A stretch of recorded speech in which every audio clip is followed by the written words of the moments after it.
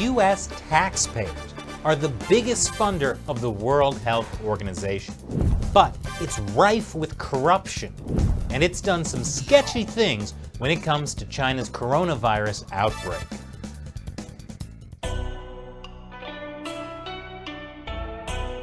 This is China Uncensored. I'm Chris Chappell.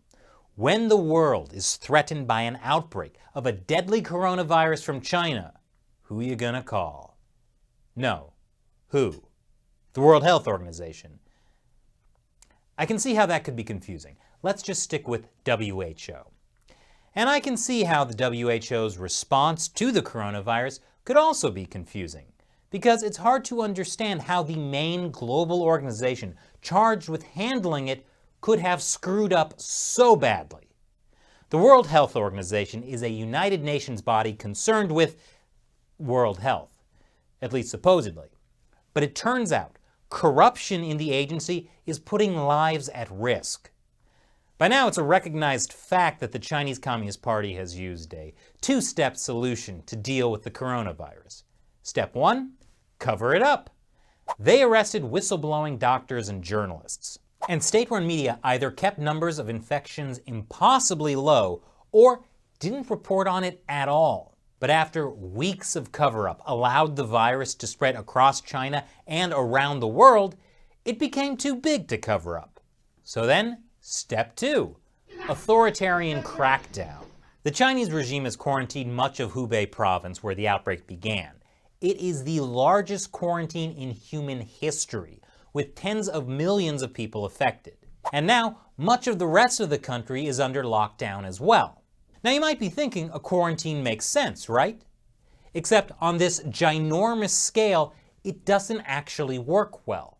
It's been authoritarian, heavy-handed, and often arbitrary, varying from one village or city to another. And this has made Chinese people lose trust in their government. Some people look for ways to escape the quarantine zones, and many don't report to authorities when they get sick because the consequences could include being put in a quarantine center next to hundreds of other sick people. In some cases, people have said that the quarantine centers don't have enough medical staff or even food. According to an expert at the University of Edinburgh, the way Chinese authorities have gone about it is quite dangerous because you actually start to erode that trust in the government. You want citizens coming forward and saying, "I feel unwell." The Chinese Communist Party is getting slammed with international criticism for how they handled the coronavirus. But guess who hasn't been criticizing them? The World Health Organization. In fact, the WHO has been praising how the Communist Party has handled it. This is the Director General of the WHO, Tedros Adhanom, meeting with Chinese leader Xi Jinping 3 weeks ago. At the time, Tedros said, "We appreciate the seriousness with which China is taking this outbreak, especially the commitment from top leadership and the transparency they have demonstrated." He also said, China is actually setting a new standard for outbreak response. Detaining activists who criticize Xi Jinping? Technically, that is a new standard for outbreak response. Anyway, Tedros lavished praise on China, despite the fact that it took nearly 2 weeks for the agency to get a go-ahead from China to send even an advance team, which arrived in Beijing on February 10th to discuss a joint mission. Tedros' praise of China has been so lavish, he's been featured repeatedly in Chinese state-run media, like this video from the People's Daily. China took action massively at the epicenter, at the source of the outbreak. This is heroic. The actions of China is making us safer. Maybe it's just me, but I don't feel a whole lot safer. And keep in mind, Tedros was praising China's authoritarian response to the virus. At the same time, he was criticizing other countries, especially the US, for travel bans to and from China. There is no reason for measures that unnecessarily interfere with international travel and trade. We call on all countries to implement decisions that are evidence-based and consistent. Good thing no one listened to him. Major world airports set up screening procedures for travelers who had recently been to China. Many airlines simply stopped flights to and from China.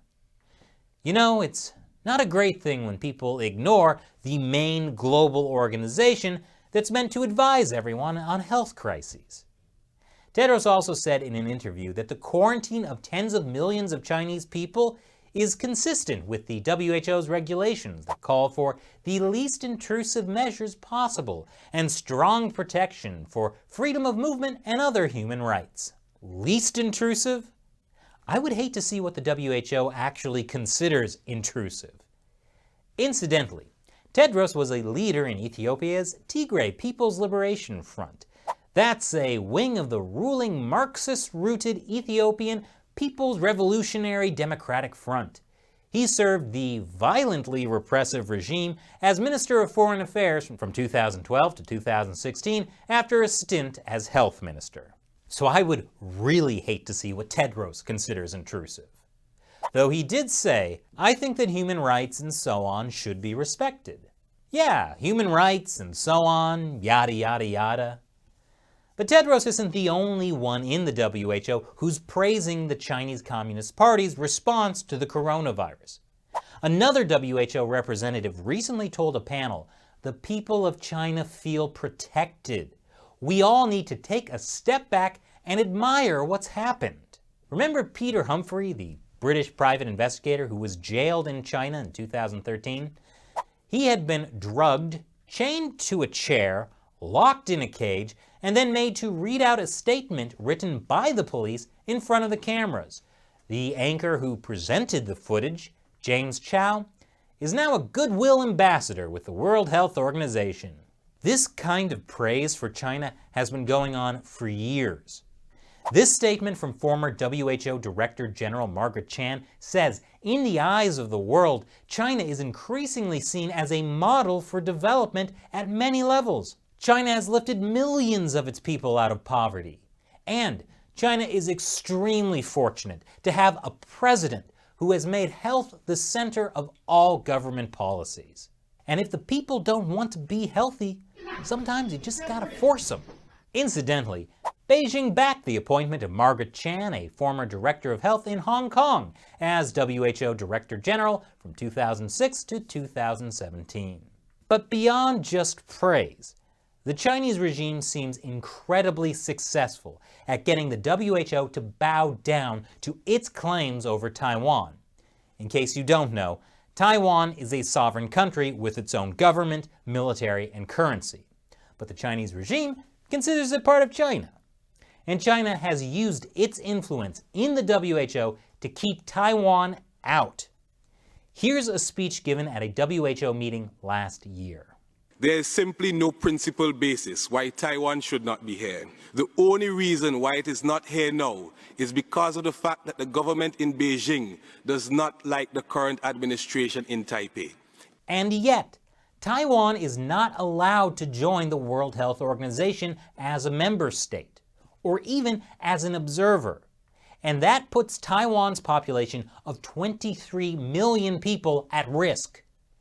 Taiwan's exclusion from the WHO leaves its population vulnerable during this crisis. A lack of direct and timely channels to the WHO have already resulted in inaccurate reporting of cases in Taiwan. Taiwan has repeatedly complained that China and the WHO aren't sharing information about the coronavirus outbreak with them. That's also what happened back in 2003 when the deadly SARS epidemic broke out in China. Besides putting 23 million Taiwanese lives at risk, that also affects the 50 million foreign travelers who pass through Taiwan's airports every year. They might assume the WHO is taking care of things. They would be wrong. In fact, the WHO can't even figure out what to call Taiwan. Last month, a WHO spokesman called it China Taiwan. And then a February 4th report flipped it and listed Taiwan, China, but got the number of cases wrong, relying on data from Beijing, not Taipei. Now, the WHO doesn't even mention Taiwan. They recently called it Taipei and environs in a list of affected cities in China. Why does China have this kind of influence over the World Health Organization? It turns out the WHO is horribly corrupt. An audit revealed there has been a surge in internal corruption allegations across the whole of the organization, with the detection of multiple schemes aimed at defrauding large sums of money from the international body. That included an upsurge of internal complaints of corruption, fraud, and even sexual harassment from across the 7,000-strong organization, overwhelming an internal team of 4 full-time investigators and 2 consultants. And yet, the division of the WHO responsible for handling the coronavirus outbreak is so chronically underfunded it has repeatedly been found to pose a severe and unacceptable level of hazard. Great! So some people in the WHO are scamming loads of money and getting rich, while the coronavirus team is way underfunded. Maybe that's why the WHO delayed issuing a global emergency over the coronavirus, even though human-to-human transmission had already been confirmed. Or maybe it's because of China's role as a donor to the WHO. After this 2017 meeting between Tedros and high-level Chinese leaders, the WHO got a big new financial contribution from China. China also wants to build an $80 million headquarters for the Africa Centers for Disease Control and Prevention. Guess where they want to build it? In Ethiopia. Wow, what a coincidence that that's Tedros' home country. The US is pretty sure it'll be used for spying.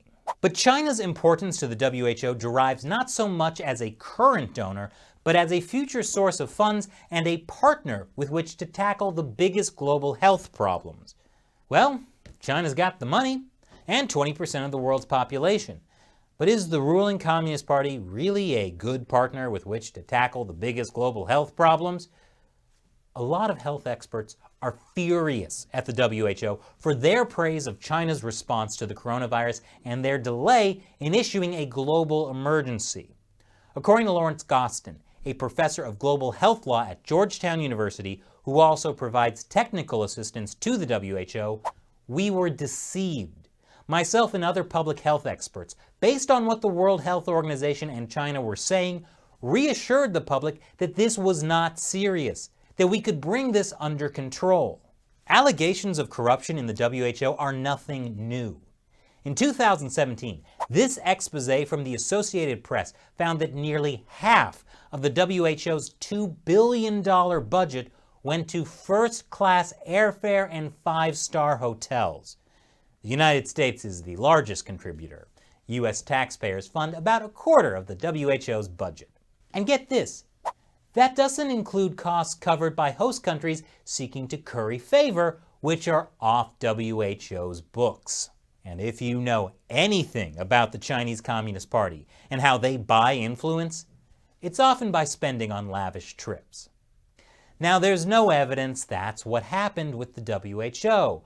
I'm just a bit concerned, what with all the corruption and bootlicking, especially because the WHO relies on the funding and the cooperation of members to function, giving wealthy member states like China considerable influence. So I know right now you're probably pretty worried about getting accurate information about the coronavirus outbreak. Fear not. The WHO is also battling misinformation, working with Google to ensure that people get facts from the UN Health Agency first when they search for information about the virus. And that's why below this video on YouTube, a platform owned by Google, you'll see a link to the WHO, the most trustworthy source of coronavirus information. They put it there automatically. I can't remove it. Of course, if that's not enough to point your opinion in the correct direction, YouTube has also demonetized almost every video I and everyone else on YouTube has published about the coronavirus. To discourage us all from even talking about it outside the official channels. But what Google, YouTube, the WHO, and China didn't count on was the amazing support of what I call the China Uncensored 50 Cent Army. They're fans of the show who contribute on the crowdfunding website Patreon. Because of their financial support, I can make an episode about how China, the WHO, and Google don't have your best interests at heart when it comes to the coronavirus outbreak. They can demonetize China Uncensored all they want, and I'll just keep making episodes anyway. So as a thank you to members of the China Uncensored 50 Cent Army, I answer questions from them at the end of some of my episodes. Today's question comes from Tony Chapkowski. He asks, Tedros, really on the ball? China has huge investments in Ethiopia, where he hails from, and their airline is still flying to China. It makes Kenya, next door, very afraid. You know, I never even thought about that, but it turns out that yes, China is investing heavily in Ethiopia. And since Chinese investment is called debt trap diplomacy, it should come as no surprise that about half of all Ethiopia's debt belongs to China. The largest part of the debt was for the construction of the $4 billion Ethiopia-Djibouti Railway. The Export-Import Bank of China backed the project with $3.3 billion in loans. The railway has so far been crippled by light loads, electricity shortages, and disruptions due to protests. But hey, it connects Ethiopia to China's first overseas military base in Djibouti. So that's worth it, right? Chinese investment in Africa has been called a new colonialism. Could Chinese investment in Ethiopia affect Tedros' decision-making as director-in-chief of the WHO? Obviously, I can't say for sure. But let's just say I feel extra comforted by the WHO link YouTube is putting below this video. Take it away, Tedros. The actions of China is making us safer. Thanks for your question, Tony. And thank you for watching. Please be sure to subscribe to China Uncensored. I've been hearing from a lot of subscribers. YouTube has unsubscribed them. So yeah, make sure you're subscribed. Turn that notification bell on so you get notified when we have new episodes. And please, help share these videos. I'm sure the WHO and the Chinese Communist Party will really appreciate it. And as always, check out patreon.com/China Uncensored if you'd like to join the China Uncensored 50 Cent Army to support this show. Once again, I'm Chris Chappell. See you next time.